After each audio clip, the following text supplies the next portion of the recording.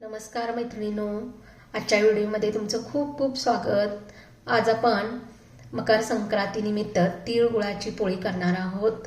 तर बऱ्याच ठिकाणी या तीळ आणि गुळाच्या पोळ्या केल्या जातात आणि बाकीच्या प्रत्येक सणाला आपण पुरणपोळी करतो, पण वर्षातून एकदा आपण या ठिकाणी तिळगुळाची पोळी करतो, कारण तीळ हे उष्णतावर्धक आहेत आणि मकर संक्रांतीच्या वेळेला थंडी भरपूर असते। त्यामुळं आपण तीळ आणि गुळाची पोळी कशी करायची याची रेसिपी या व्हिडिओमध्ये बघणार आहोत। तर आपण वेळ न घालवता आपल्या रेसिपीला सुरुवात करूया। तर या ठिकाणी बघा, ही जी वाटी आहे ह्या वाटीने मी एक सपाट वाटी शेंगदाणे घेतलेले आहेत, एक सपाट वाटी सुकं खोबरं घेतलेलं आहे, 1.5 वाटी गूळ घेतलेला आहे, 2 वेलची घेतलेल्या आहेत, जायफळ घेतलेला आहे, 2 चमच खसखस घेतलेली आहे। इथे आपण तीळ भाजून घेतले आहेत। त्यानंतर आपण शेंगदाणे भाजून घ्यायचे आहेत। तीळ आणि शेंगदाणे मध्यम गॅसवरच भाजून घ्यायचे आहेत, आपल्याला जास्त भाजायचे नाही, मीडियमच भाजायचे आहेत।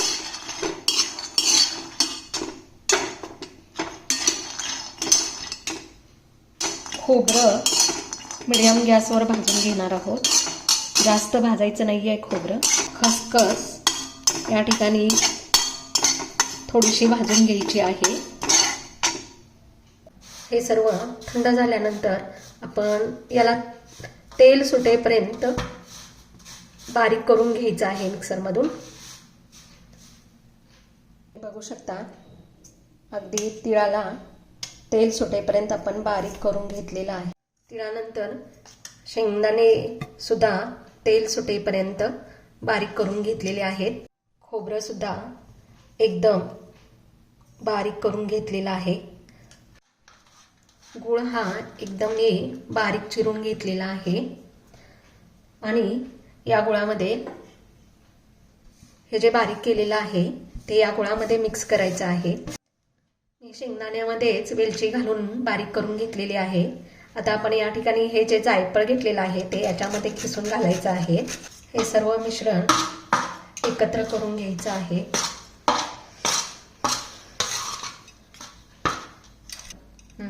पण गूळ कितीही बारीक चिरला तर त्यामध्ये छोटे छोटे खडे राहतात, म्हणून हे सर्व मिक्स झाल्यानंतर पुन्हा एकदा आपण हे सर्व मिक्सरला फिरवून घ्यायचं आहे।